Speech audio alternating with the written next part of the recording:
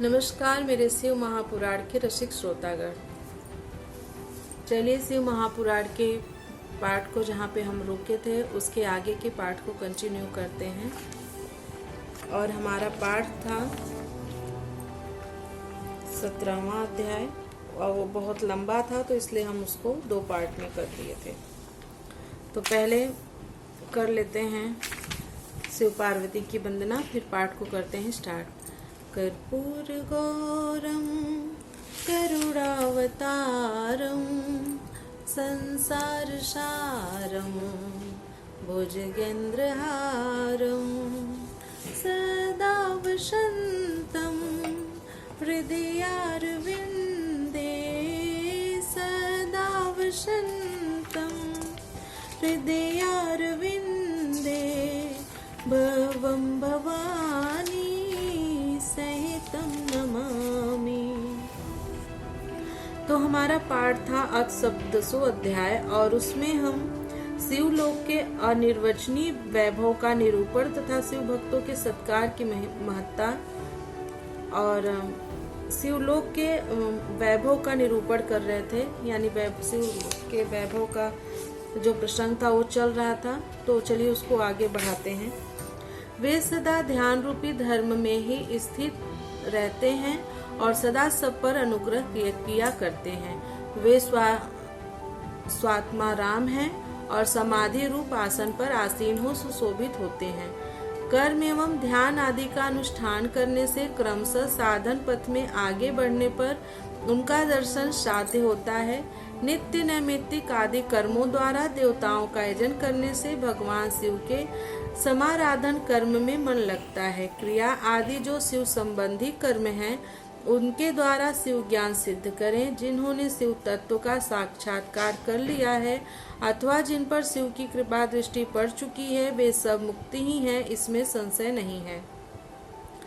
आत्म स्वरूप जो स्थिति है वही मुक्ति है। एकमात्र अपने आत्मा में रमण या आनंद का अनुभव करना ही मुक्ति का स्वरूप है। जो पुरुष क्रिया तप जप ज्ञान और ध्यान रूपी धर्मों में भली भांति स्थित हैं वह शिव का साक्षात्कार करके स्वात्माराम तत्व स्वरूप मोक्ष को भी प्राप्त कर लेता है।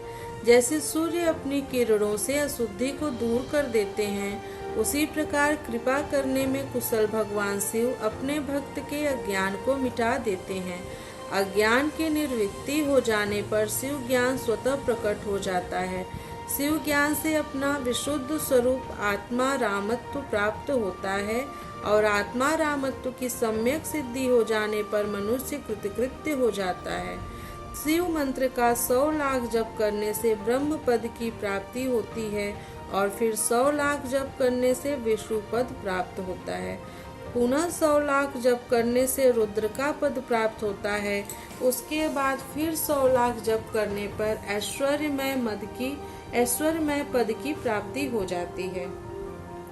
फिर इसी प्रकार सम्यक रूप से जप करने पर शिवलोक के आदिभूत अर्थात शिवलोक के आधारभूत निर्माता काल चक्र को प्राप्त किया जा सकता है।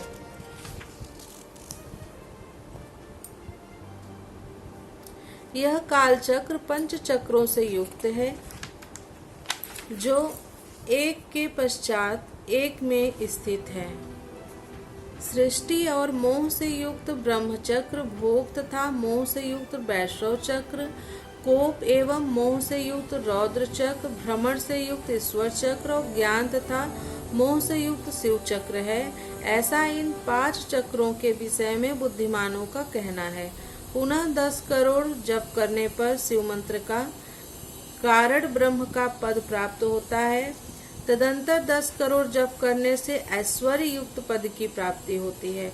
इस प्रकार क्रमशः जप करता हुआ प्राणी महान ओजस्वी विष्णु के पद को प्राप्त कर पुनः उसी क्रम से जपता हुआ महात्माओं के उस ऐश्वर्य पद को प्राप्त करता है।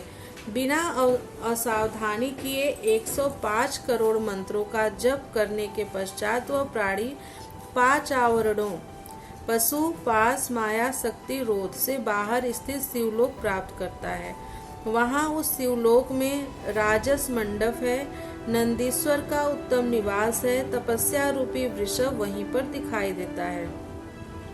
वहीं पर पांचों आवरणों से बाहर सद्योजात अर्थात तत्काल आवरण रहित हुए भगवान शिव का स्थान है। पुनः चतुर्थ आवरण में वामदेव का स्थान है। उसके पश्चात तृतीय आवरण में अघोर शिव का, दूसरे आवरण में सांब शिव का मंगलमय तथा प्रथमावरण में ईशान शिव का निवास स्थान है। इसके पश्चात पंचम मंडप है जहाँ ध्यान और धर्म का निवास रहता है। तदंतर चतुर्थ मंडप है, वहाँ पर चंद्रशेखर की मूर्ति से युक्त भगवान बलिनाथ का वास स्थान है जो पूर्ण अमृत को प्रदान करने वाला है। तृतीय मंडप में सोम स्कंद का परम निवास स्थान है। उसके पश्चात द्वितीय मंडप है आस्तिक लोक जिसे नृत्य मंडप कहते हैं। प्रथम मंडप में मूल माया का स्थान है, वहाँ पर अत्यंत शोभा वास करती है। उसके परे गर्भगृह है जहाँ पर शिव का लिंग स्थान है।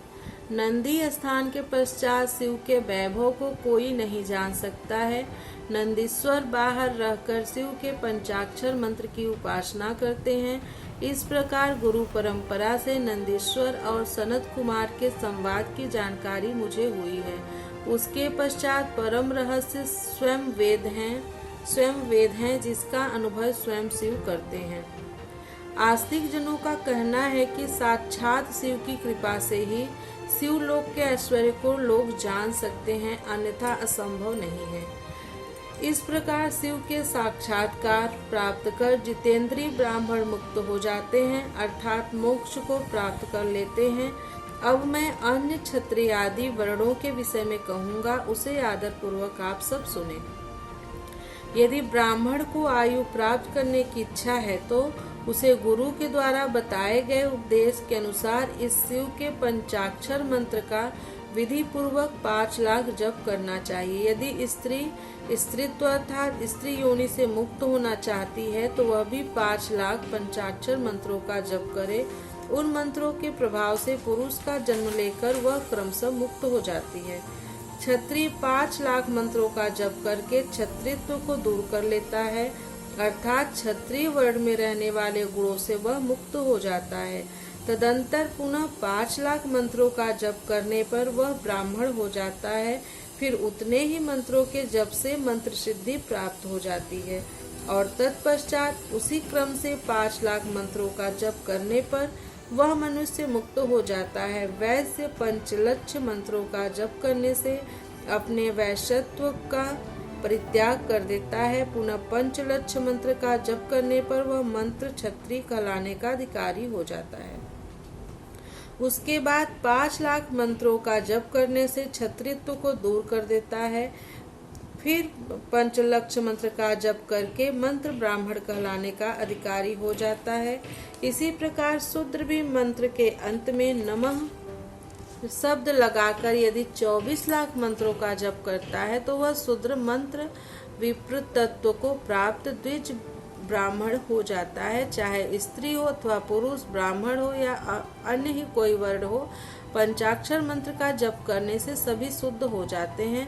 जो कामना पूर्ति के लिए आतुर हैं उसे चाहिए कि वह नमः को आदि अंत में लगाकर शिव मंत्र का सदैव जप करता रहे। स्त्रियों तथा शूद्रों के लिए मंत्र जप का जैसा स्वरूप कहा गया है उसी के अनुसार गुरु को भी चाहिए कि वह उन्हें निर्देश दे।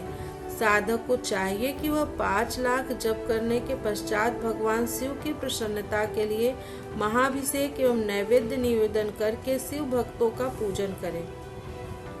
शिव भक्त की पूजा से भगवान शिव बहुत प्रसन्न होते हैं। शिव और उनके भक्त में कोई भेद नहीं है, वह साक्षात शिव स्वरूप ही है। शिव स्वरूप मंत्र को धारण करके वह शिव ही हो जाता है। शिव भक्त का शरीर शिव रूप ही है, अतः उसकी सेवा में तत्पर रहना चाहिए। जो शिव के भक्त हैं वे लोक और वेद की सारी क्रियाओं को जानते हैं। जो क्रमशः जितना जितना शिव मंत्र का जप कर लेता है उसके शरीर को उतना ही शिव का सामीप्य प्राप्त हो जाता है, इसमें संशय नहीं है। शिव भक्त स्त्री का रूप देवी पार्वती का ही स्वरूप है। वह जितना मंत्र जपती है उसे उतना ही देवी का सानिध्य प्राप्त हो जाता है। बुद्धिमान व्यक्ति को शिव का पूजन करना चाहिए, इससे वह साक्षात मंत्र रूप हो जाता है। साधक स्वयं शिव स्वरूप होकर पराशक्ति का पूजन करे। शक्ति वेर मूर्ति तथा लिंग का चित्र बनाकर अथवा मिट्टी आदि से इनकी आकृति का निर्माण करके प्राण प्रतिष्ठा पूर्वक निष्कपट भाव से इनका पूजन करे। शिवलिंग को शिव मानकर अपने को शक्ति रूप समझकर शक्ति लिंग को देवी और अपने को शिव रूप समझकर शिव लिंग को नाद रूप तथा शक्ति को बिंदु रूप मानकर परस्पर सटे हुए शक्ति लिंग और शिवलिंग के प्रति उप प्रधान और प्रधान की भावना रखते हुए जो शिव और शक्ति का पूजन करते हैं वह मूल रूपी भावना करने के कारण शिव रूप ही हैं। शिव भक्त शिव मंत्र रूप होने के कारण शिव के ही स्वरूप हैं। जो 16 उपचारों से उनकी पूजा करता है उसे अभीष्ट वस्तु की प्राप्ति होती है। जो शिवलिंगोपासक शिव भक्त की सेवा आदि करके उसे आनंद प्रदान करता है उस विद्वान पर भगवान शिव बड़े प्रसन्न होते हैं। 5, 10 या 100 सपत्नीक शिव भक्तों को बुलाकर भोजन आदि के द्वारा पत्नी सहित उनका सदैव समादर करें। धन में, देह में और मंत्र में शिव भावना रखते हुए निष्कपट भाव से उनकी पूजा करें। ऐसा करने वाला पुरुष शिव शक्ति स्वरूप होकर इस भूतल पर फिर जन्म नहीं लेता है। शिव भक्त की नाभि के नीचे का भाग ब्रह्म भाग तथा नाभि से ऊपर कंठ पर्यंत तक का भाग विष्णु भाग और मुख शिवलिंग स्वरूप कहा गया है। मृत्यु के पश्चात जिनका दाहादि संस्कार हुआ हो अथवा जो दाहादि संस्कार से रहित हो उन पितरों के उद्देश्य से शिव को ही आदि पितर मानकर उनकी पूजा करनी चाहिए।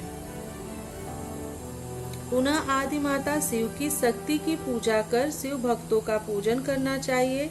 ऐसा करने वाला पुरुष मरने के पश्चात क्रमशः पितृलोक को प्राप्त करता है। तदंतर उसे मुक्ति प्राप्त हो जाती है। 10 क्रियावान पुरुषों से युक्त योगियों की अपेक्षा एक तपोयुक्त प्राणी श्रेष्ठ है। 100 तपोयुक्त की अपेक्षा एक जपयुक्त जापक विशिष्ट है। सहस्त्र जपयुक्त जापकों की अपेक्षा एक शिव ज्ञानी का विशेष महत्व है। 1,00,000 शिव ज्ञानियों से शिव का ध्यान करने वाला एक ध्यानी श्रेष्ठ है और करोड़ ध्यानियों की अपेक्षा शिव के लिए एक समाधिष्ठ श्रेष्ठ है। इस प्रकार उत्तरोत्तर वैशिष्ट क्रम से की जाने वाली पूजा से प्राप्त फल में भी विशिष्टता आ जाती है, जिसको जानना विद्वानों के लिए भी कठिन है। इस कारण से शिव भक्त की महिमा को कौन मनुष्य जान सकता है। जो मनुष्य शिव शक्ति और शिव भक्त की पूजा भक्ति पूर्वक करता है वह शिव स्वरूप होकर सदैव कल्याण को प्राप्त करता है। जो ब्राह्मण इस वेद सम्मत अध्याय को अर्थ सहित पढ़ता है वह शिव ज्ञानी होकर शिव के साथ आनंद प्राप्त करता है। हे मुनीश्वरों, विद्वान पुरुष को चाहिए कि यह अध्याय वह शिव भक्तों को सुनाए।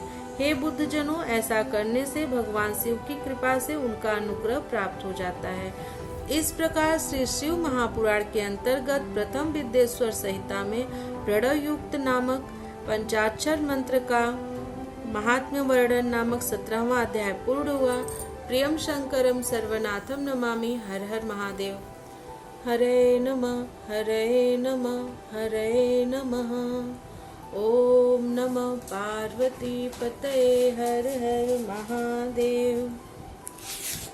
मिलती हूँ आप लोगों से अगली कथा में। तब तक आप मन लगा के कथा को सुनिए और इसको अपने फैमिली और अपने दोस्तों में भी जरूर शेयर कीजिए, क्योंकि आप बहुत बड़भागी हैं जो आपको सावन में शिव महापुराण सुनने को मिल रहा है। मिलती हूँ अगली कथा में।